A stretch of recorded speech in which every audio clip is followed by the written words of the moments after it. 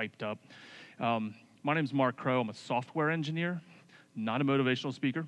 I'm an introverted software engineer, so not looking good for you already. But I got two things going for me today. The first is we have two incredible speakers coming up later in the afternoon. You got to get through me to get to them, so I know you're motivated. The second thing I've got going is we're going to talk about your future. And, you know, most people like to think about the future they've got coming up. You guys are all brilliant, and, you know, good things are going to happen. Unfortunately, what I'm going to do is tell you that many of you are doing it the wrong way and strike fear into your hearts. So that should keep you awake, right? And so I know that you're headed down the wrong path because I have lived that journey. So I'm going to use myself as a cautionary tale. And like every cautionary tale, I'm going to tell you that my story began with every advantage, and there's no reason I shouldn't have succeeded. Let me start with my past. My parents are divorced. My father was very, very poor. My mother, however, was very wealthy. And part of coming from a wealthy family is an emphasis on education. And so she went to one of the best boarding schools in the country. And although we ended up living in the middle of very rural Pennsylvania, when the time came, I also was sent to boarding school. And this is a picture of me in my coat and tie because we went to school in a coat and tie every day. We went to school 6 days a week. We had chapel twice a week. Yes, the wide eyes, absolutely. We did church on Sunday. Athletics were mandatory. But the reason that wealthy families sent their kids here is because the education was fabulous. And as you guys all know, education is the cornerstone to everything in your future. I went to school with children of members of parliament in England. My roommate was from Saudi Arabia. I went to school with the children of billionaires. And although I hated most of my time there, it was a fabulous, fabulous education. And so I worked hard, even though I didn't like it. And I'm glad I did. I was exposed to a lot of different things. I studied Russian, French, and German and learned that I had a passion for languages. And so I applied early to Georgetown School of Linguistics and was accepted and was thrilled to go in the fall. And so this next picture, which inexplicably is very, very tiny, and the irony here is this whole line here is predicated on you being able to see this. I'm standing there in a very long overcoat with a bandana on my head. I had already grown my hair down to my shoulders. Because you see, when you spend 4 years in a coat and tie and you go to school in Washington, D.C., things happen. I have great stories about my time in Washington, and very few of them have to do with me going to school. And so a year and a half later, this was me. I was no longer on campus. I was sitting on a beach in North Carolina blowing bubbles, about to drop out of school. But it was cool because I had my amazing high school education to fall back on. So what I did was I moved back to Penn State University where my girlfriend, my now wife, was finishing up, and I got my first job. And I knew it was going to be a good job because I was well educated. I had hobnobbed with the rich and famous. And so my first job was a Dairy Queen. Dude, yes. So I may be the only person to ever show up to a Dairy Queen interview in a suit. All right? Because I was a fool. I didn't realize that when you go to get a job, they don't particularly care how well educated you are. They care about what skills you have. So let's stop for a second and let's talk about what you can do with a high school diploma. This is a list of the 17 best jobs that you can have with a high school diploma, businessinsider.com. And if you look at these, number one, you can make $81,000 as a transportation, storage, and distribution manager, which is awesome, but they don't hand you that job right out of high school. You got to work for that. If you're going to be a postmaster or mail superintendent, you spend a lot of years either delivering mail or working in the back room, right? Now, the other problem with these jobs is let's look at the future. It does not take a lot of imagination to imagine if you only have a high school degree, some of these things are not going to be available. First of all, I don't know why commercial pilot is on this list. I don't want somebody with just a high school degree flying me anywhere. But if you think about drones, how much imagination does it take to imagine in 20 years that our airliners are completely automated and run by robots? Subway and streetcar operators, I mean, my God, they can make cars self-driving. How tough is it to have a subway car go on its own? So these aren't really going to even exist, right?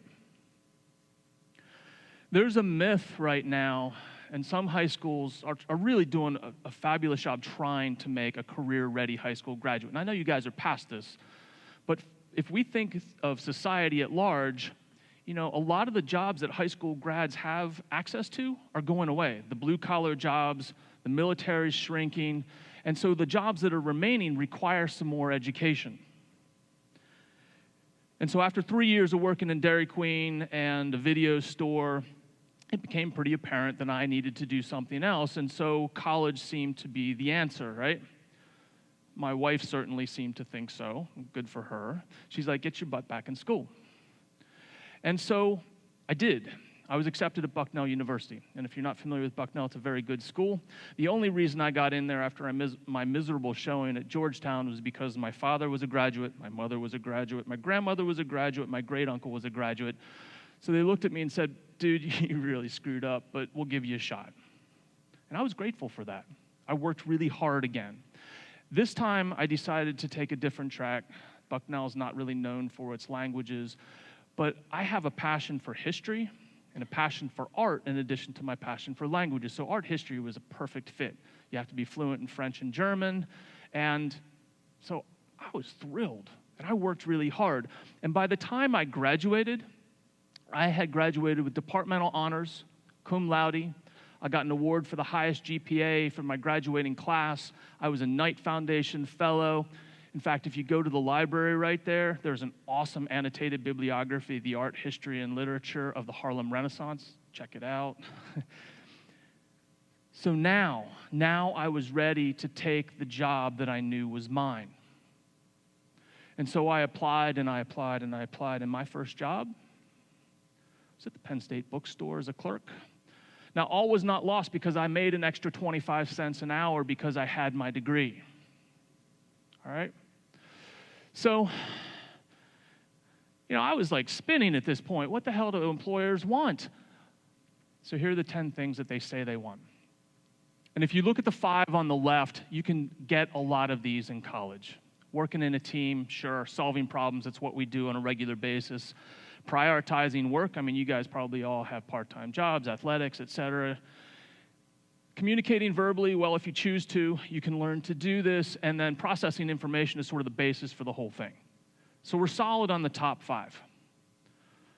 But where it falls apart is 6 through 10, because if you look at that list, it's all very dependent on what job it is you're going for. I mean, analyzing qualitative and quantitative data means one thing in one career and something completely different in another career. Proficiency with computer software programs, we're not talking Microsoft Word here. Each industry has its own set of software that it relies on. And if you don't know that, you are at a disadvantage when you go to get a job. So for people like me with a liberal arts education, what good is it? So this is Marymount University's admissions website. And the first thing to question here is why an admissions website feels the need to sell you on a liberal arts degree. And if you're in a liberal arts degree, relax, this is all good, it ends up well. All right, but what they're saying here is a variety of careers are available to you with a liberal arts degree, and that is absolutely true, and the reason that is absolutely true is because it prepares you for no one career in particular. You're kind of stuck with having to pick something else. Soft skills, sure, I'll give you that one. It helps you become a curious, critical thinker. For those of you who have done job interviews, how many times have you been asked, are you a curious thinker? Yeah, not so much. It will help you grow your career long-term, and no, employment's looking good for liberal arts majors. So to the extent that we are in historic lows for unemployment in our country, yes, that may be true. Because of liberal arts degrees, not so much. But it's this last one. You'll get personal fulfillment with the degree you were passionate about. This will be true while you were in school. This will be true when you stand for graduation. This will be far less true when your student loan payments come due and you're still looking for a job. Because a liberal arts degree prepares you for a middle-class job. And for people like me, my parents and my grandparents, if they were fortunate enough to go to college, pursued liberal arts degrees, and they got jobs. And they got jobs in management, and they had long careers, and it was good. But this is 2018, and middle-class jobs are disappearing. And that's a problem. So if you think about automation, think back over the last 200 years about all of the important inventions, and most of them are built to replace human labor because machines are faster, they're stronger, their kids don't get sick, they don't get sick. So let me take one example. I mentioned that I grew up in very rural Pennsylvania, and it was a really cool place to be as a kid. I had neighbors who were Amish. And if you're not familiar with the Amish are a religious sect. They live basically the way their ancestors did 300 years ago. They don't have electricity, they don't use phones, they don't use cars, and they don't use tractors. So when you drive past an Amish farm, what you will see is the entire family's outside working. It is not uncommon to see an 8 or 9-year-old kid behind a 3-mule team plowing the fields. And their farms are a little bit smaller, 100, 200, sometimes 300 acres, because you can only do so much with manual labor like that. Now, right next door, you might have a 1,500-acre farm with one farmer and his GPS satellite-enabled tractor spreading like crazy chemicals on his field, doing all sorts of stuff through the agricultural extension, and his yield is amazing. And he's doing it himself. Here's another example, ATMs. They were invented 50 years ago, and the purpose of an ATM was to replace tellers. So here's the weird thing. Now, I just got telling you automation is taking middle-class jobs. This is an anomaly. So counterintuitively, in 1970, there were 250,000 tellers. There's 500,000 now. So why do I tell you that? Because automation's not really a simple thing. There's some complexity to it. And so there are so many jobs, and ATMs and tellers being an example, and there's two reasons for that. And the first has to do that humans are curious, we are creative, and we will find things to do. And the other is that humans are greedy. So let's go back to our example of our tellers. Imagine that you're a bank manager, you have 5 tellers working for you. You get your first ATM and you quickly realize that you only need 4 tellers. So what do? Do you fire one of them? Or do you look and say, well, if I'm reducing their workload by 20%, is there maybe something they can do to be increasing the profitability of the bank? Like maybe I could teach them how to sell new products to generate revenue, and that's exactly what happened. So the jobs were retained, and not only were they retained, but the bank manager was having all these great successes and said, hey, I wish I had another location. And so they opened another location. And now you can't drive down the street and throw a rock without hitting a bank, which is awesome, right? And then we come to human greed, and I'm not talking about corporate greed here. I'm talking about individual greed that each of us has. And greed may not be quite the right word. But if you look at, we're going to go back to agriculture, 1900, 40% of American jobs were on the farm. Now it's less than 2%, and yet we are producing yields that far outstrip what we did in 1900. So all of a sudden you look and you go like, wait, 40% of people were working on farms, it's 2% now. The rest of these people should be able to kick back and relax, right? But that's not what happens. And, you know, if you think about it, the reason it doesn't happen might be in your pocket. These things aren't free. Everybody wants the cool iPhone, right? Everybody wants an internet connection. You want a nice car to drive. You want nice clothes. All of this stuff wasn't available back in 1915, but it is now. And so when you look at it, if you want to live the way people lived in 1915, you basically only have to work 4 months out of the year. I mean, we think teachers have it nice. They got 3 months off in the summer. Imagine having 8 months of the year to do whatever you want. But that's not the way we as humans work. And so we're willing to go and we're working for these things even though we really don't have to in order to get the basic food and shelter, right? So if we have genius creativity, we have this greed, we're going to have jobs. There's nothing to worry about, right? this is where we get into the problem. Because remember, I said the middle class jobs are disappearing. So what kind of jobs do you get? Because Stephen Hawking was actually one of the people that stayed awake at night terrified of this, because he realized with the rise of artificial intelligence and automation that the middle class jobs were going to be disappearing. And so if the middle class jobs are disappearing, what does that leave us with? Jobs on the left, jobs on the right, jobs that do not pay well, that have no future, and jobs where you require a lot of education and a lot of training. And what you get is this economic gap as well. Corporations worry about this stuff. And there's a reason, because without this middle class, there's no place for their products to go, right? So Citibank partnered with the University of Oxford, and if you look at these statistics, it figures about 50% of jobs across the world are at risk. Does that terrify anybody else? If you look out in the street at every employed individual and sort of imagine that half of you are going to be unemployed, how good does that feel? And we're not just talking about the low-end jobs here. I mean, if we look at JP Morgan, they've got software now that does in seconds what their legal aids took 360,000 hours to do. You can't compete with that. You heard of LegalZoom.com? You go to the website, you get the contract that you're looking for. Do you hire an attorney? No, you don't need to. It's automated, right? And this is scary. And this is what we're starting to see right now. If you, like me, shake your head at the fact that we have a president doing the things he's doing and having people support him, you wonder what the hell has flipped this country upside down. And as I think back to my friends in Pennsylvania who thought they were going to be growing up on the farms, but now the farms are closing. They've got access to some factory jobs, very few. They've got access to some university jobs because we live close to a university, but most of them don't have any particular prospects. And so they do the gig economy.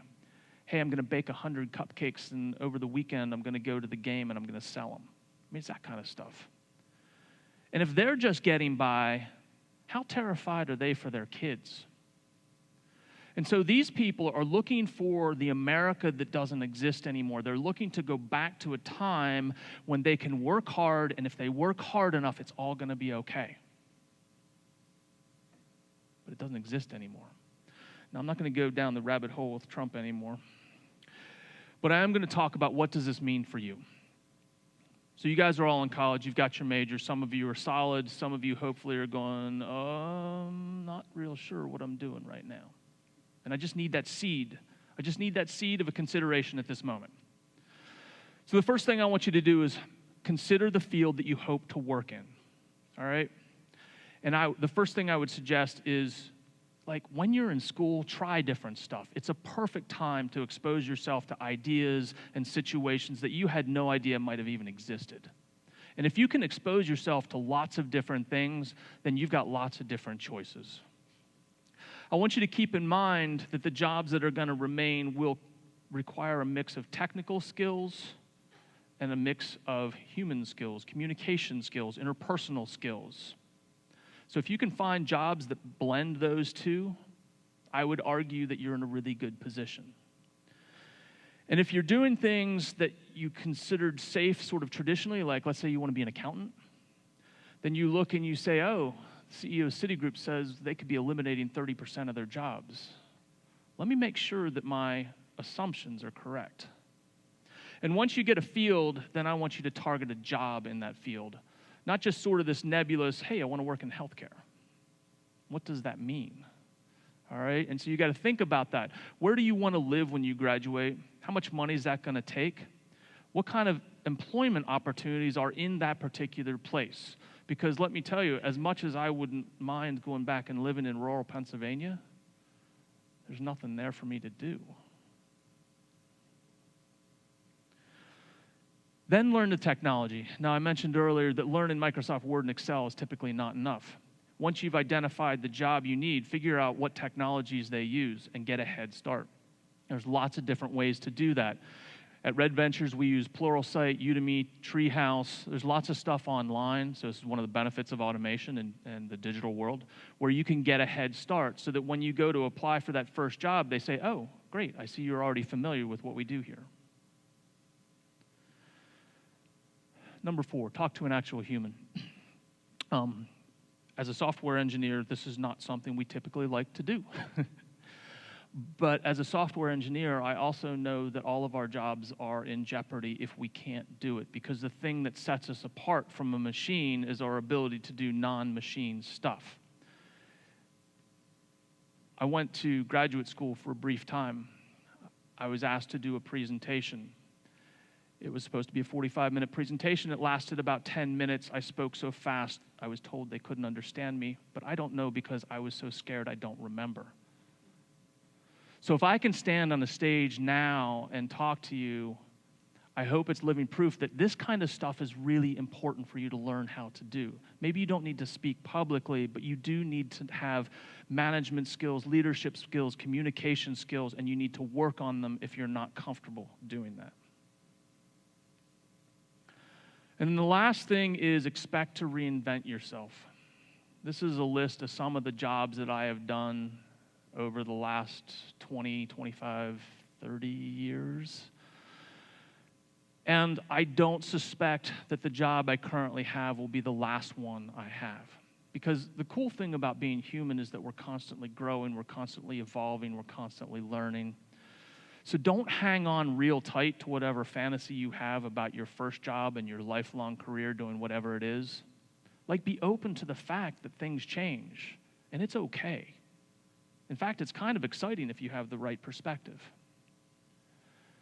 And know that there is a happily ever after, and I don't know where the words went for that, but it's supposed to say happily ever after, because right now it's happily ever after. There is a path forward for you. So, like I said, if you are in a liberal arts degree, so what? Like, everything I said today is valid. Keep going on your path if that's what you want to do, but do it with eyes wide open. Like, understand the things that you're going to have to layer in. If you're in a technical career path, don't feel like you're safe. Like, question it. Think more deeply. Make sure that the path forward to you is a long-term path. And then just keep forward, keep moving forward, keep going bravely, and enjoy the journey. So, thank you.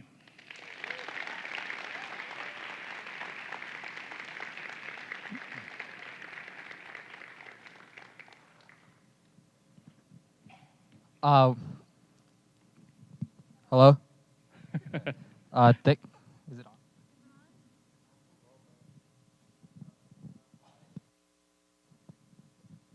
on? Okay. We'd like to give a thank you to Mark for being here today. So as a part of a thank you from everyone here, we'd like to give you a swag bag from Golden Door.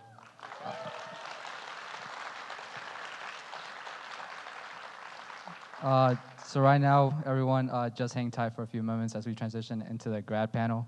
Also, 2 announcements that I have. Don't forget to submit your pictures with the GDS Summit 2018 hashtag by 5 p.m. tonight or today.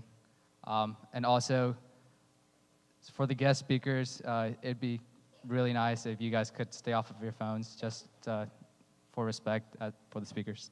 Thank you.